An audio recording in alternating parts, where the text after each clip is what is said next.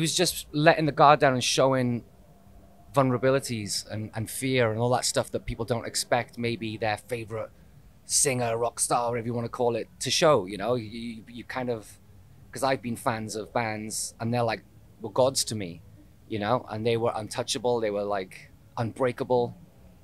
So it's just the fear of letting that side of me come out and be open and public. Really, it was just the fear of doing that and looking like weak, or all those kind of things. But if anything, it's the opposite. It's a really powerful, strong thing to do, and it takes a lot of strength and courage to put yourself out there. This is an experience of the void. Hi, welcome to Occupy the Void. I'm your host, Christina. This is my co-host, Tim. Today we have a very special guest, Matt Tucker Bullet for My Valentine, here for Good Things Festival. Hi. Hi. What's It's great up? to have you here. Thank you. Good to be here. So this show's all about, talking about stuff that isn't always talked about, and you've been quite vocal about your experiences lately with mental health and all that kind of stuff. What has been the response like from the fans and the broader world, and what has the experience been like to kind of talk openly about what you've been going through? Yeah, it's, over the past few years, I've had my fair share of just kind of mental struggles and doubts and fears and anxieties and all that kind of stuff. And I just, fortunately used music to kind of vocalize that. A lot of people don't have that. And when I was, having those issues and stuff, I didn't really want to channel it into the music because I was kind of scared. But, as soon as I started to kind of let go of that anxiety and the fear, I kind of feel like I wrote the best album I've ever written so far to date, so it turned into a really positive thing in the end. And, when I speak to the fans at festivals, shows, meet and greets, anything like that, it kind of comes across that meant a lot and they could relate and it helped them a lot as well. So it just goes to show talking about stuff like that is, it really does help, When you talked about that, it almost had a feeling of being like scared about kind of delving into that with your songwriting. Is that, because of that intensity sometimes it comes with just staring some of those dark moments and those feelings like right in the face in the way that you would have to with writing a song about those sort of issues? It was just letting the guard down and showing vulnerabilities and fear and all that stuff that people don't expect maybe their favorite singer, rock star, whatever you want to call it, to show. You kind of, because I've been fans of bands and they're like, were gods to me, and they were untouchable, they were like unbreakable. So it's just the fear of letting that side of me come out and be open and public. Really, it was just the fear of doing that and looking like weak, or all those kind of things. But if anything, it's the opposite. It's a really powerful, strong thing to do, and it takes a lot of strength and courage to put yourself out there in songs and in poetry or whatever you want to do. It takes a lot of strength to do that. But once I did, I found it a really rewarding experience, and it showed a lot of inner strength and courage to put it all out there. Yeah, the strength to be vulnerable. 100%. And do you feel like as a singer that is kind of an essential part of what you do? I do now. Yeah. Like up until that point, I never would dream of being so open as I was. But going forward now, I know that it's a powerful tool, and it's great. It's great to write stuff which really means something to me, rather than just trying to fabricate stories and stuff like that to write songs. Because when you're writing an album, you write in as many songs as you can. After song 8, it's like, what else have I got to say? So if if it's not something that you had a personal experience of, it becomes very difficult to write something meaningful and that will connect with a fan base. And showing your humanity in this day and age is so important. Like what you're talking about, like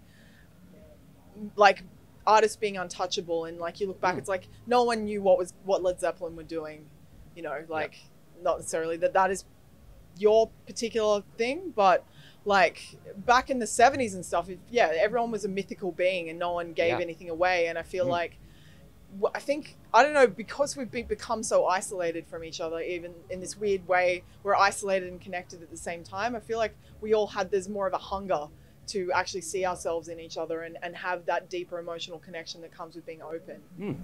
It's like you said, when I was growing up, that like was pre-social media, obviously, so these guys to me were those mythical creatures, and I kind of experienced a little bit of that early in my career, but then obviously things become a lot more open, and it's become part of everyday use to use these tools to promote and be open and connect.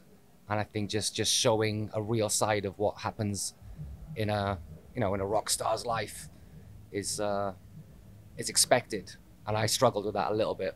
Yeah, and so on that, you're talking about, that perception of what you might be as like, this person kind of with this rock star life, and yet at the same time, talking with these issues that are so relatable to the people listening to the music, which kind of puts everyone on that level playing field of going, hey, this is someone that I look up to, but hey, the stuff that they're expressing, that kind of sounds like what I experience or what my brother is going through or my friend. And that sort of thing, which speaks then to that commonality that we all have, like regardless. And you have a connection in that as well, which is something that I never really thought about for a long time in my career, is connecting. I just would write music and songs that I would like. I never really thought about the connectivity between the actual fan base and they were listening. So Very as soon as I found out that, oh my God, they are actually listening to what I'm saying. Again, it's so late in my career at that point, but it was never too late, and it's something I will carry forward every session going forward now, And on that note, is that something that vulnerability that is kind of a more of a newer thing in recent years as an artist, is that something that you found, has it impacted the way you're able to be vulnerable in your actual day-to-day life? Is there any connection there, or are they quite separate in how you They are quite separate, because those? I was quite open and like that behind the scenes anyway. It was just letting the world know that I had vulnerabilities and was scared and had fear and stuff like everyone else. But you just want to puff your chest out and be like this guy that's untouchable and unbreakable. But and I was like that for many, many years. But like I said, it was a really good experience, and it took a long time to be comfortable with being uncomfortable. But it was a great experience, and like I said, from now on, maybe not. It won't be as intense and as widespread as it was in like my Gravity album and stuff like that, but I will definitely be channeling that going forward in everything I do. That's a beautiful thing. Comfortable being uncomfortable. That was something Matt just said that I wanted to touch on, because that's something that is we spend so much time avoiding that, but that ability to just be comfortable being uncomfortable can lead to such a difference in our degree of happiness and our ability to kind of navigate, the world day to day. It's what my therapist is like. You have to sit in your goddamn feelings. And that is a really hard thing. And a lot of people run away from that with drugs and alcohol, or with sex, or online shopping, or basically anything, any cheap dopamine rush that we can get to run away from it. And it's very freeing, I think. What do you think? What have been your biggest coping mechanisms to get back on track and get back in a better place than where you were? Family, music, stuff that just is important to me, really. And those two things are obviously my family and my career. And thankfully my career is an outlet, it's a creative kind of thing, which I can channel it. A lot of people don't have that. You're a plumber, a laborer, a teacher, a dog, whatever. You can't express yourself in a way that you can as an artist. So I'm very thankful for that, for sure. It's a beautiful thing. What would you define as mental health? What would I describe as it? It's just how you feel, your outlook on life and yourself, and being comfortable in your own skin, regardless of who you are and what you do. Just accepting who you are and loving that. You just arrived here in Australia just in the last few days. The jet lag, the strain on your body that comes from traveling all around the world, and really just the pressure of always another album, always another tour, that lifestyle of being a musician and a band, is that something that you've kind of felt has had its specific challenges when dealing with your own mental health? Absolutely. I mean, it's not for everyone. This way of life and what we do as a touring band, we're fortunate enough to be a global act, which is an amazing thing. We've worked really hard to accomplish that. But the traveling, the scheduling, all that kind of stuff, it does take its toll physically and mentally. It's a tough thing to do. We've adapted to it. We've had a career of nearly 20 years at this point, so we're kind of wise to how to handle it now. But back in the early days, the first couple of album cycles, it was really tough, And like the physical side was one thing, but I really struggled here. It was adapting to all that.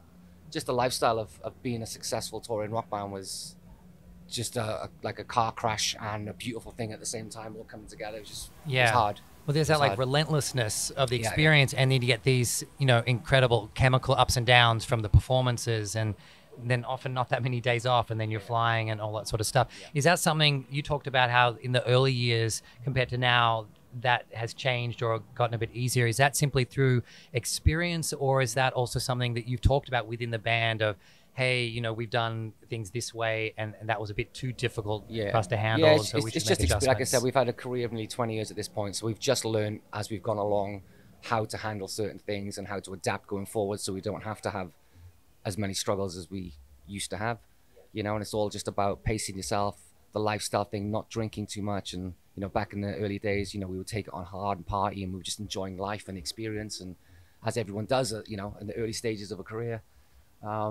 That keeps coming up a lot. Yeah, there's a lot of sober people in this show. Yeah. Actually, yeah, we've had 3 sober people. Yeah, but out it's of that 4. notion of, you know, people drinking a lot, maybe doing drugs, whatever, earlier in their career, and then realizing it's not sustainable. Yeah, you know, if you want a career out of it, there comes a point where you have a conversation about, all right, we need to chill this out. We need to take this a bit more seriously. If anything, just for your health rather than your career, because it will get you and it will fuck you up if you're not careful, you know.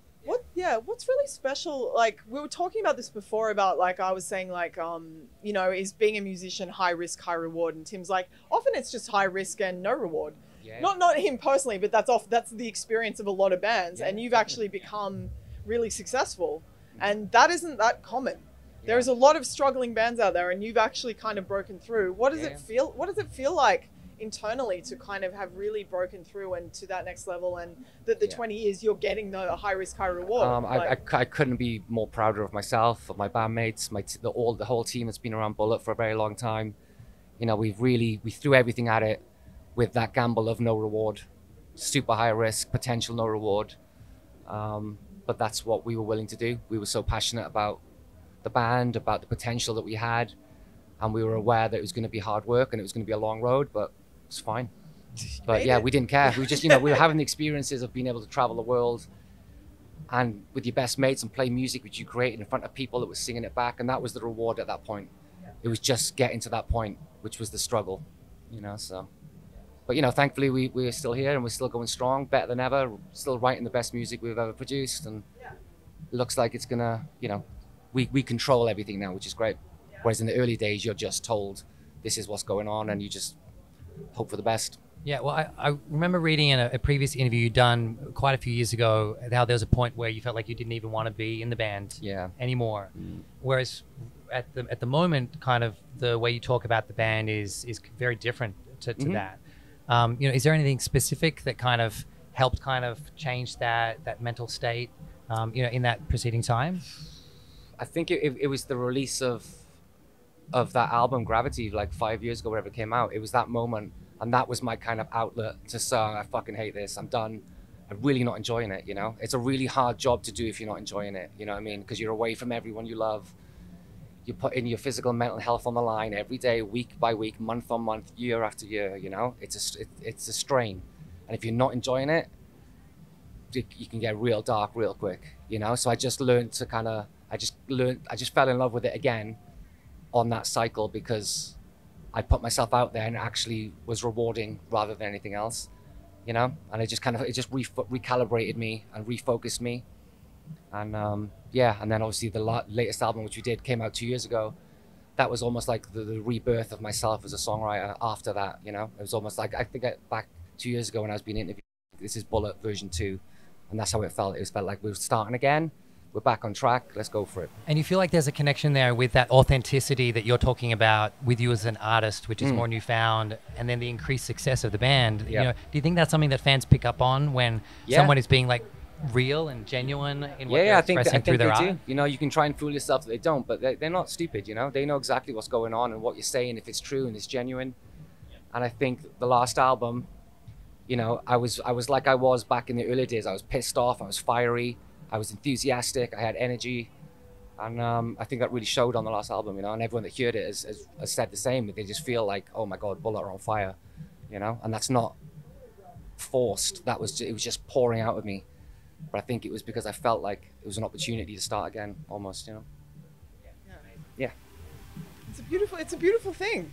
What are your most powerful coping mechanisms, or just music and? I've always been really strong mentally, anyways. You know, that kind of wobble that I had back in 20. Tough English. Yeah. So I've always prided myself on being a really tough. You know, you have to deal with a lot of pricks in this industry, you know? And I've always kind of been I've always been the leader of the band, and I've always made the decisions tough and easy. I'm not afraid to do that. I'll take it on, whatever. I'll be the bad guy if necessary. So I've always had that, and I had that little wobble in that era. But it was probably going to come anyways, just because of the way that my life has been since 2004 up until 2017 when we started making that album. You know, something had to give at some point, and it wasn't to the point where I was in a real dark, horrible place and losing my mind. I was just lost. I was just scared. I didn't know what to say anymore. I didn't feel like I had anything to give. I wasn't in love with my career, and it was just kind of trying to find those pieces and putting them back together again, you know. And that's what that album did for me. It was my own personal therapy session, you know. That's the whole two fundamental forces in life, right? Love and fear. Yeah. And you tapped back into love. Yeah. Which is kind of a beautiful thing. Yeah. And that's probably a good way. I just got the wrap up. Let's wrap it up. Thank you. No, pleasure. Thanks for joining us. It's good to talk about this stuff. It's important. Absolutely is. Yeah, I know. People don't be afraid to just talk, you know. This is an experience of the void.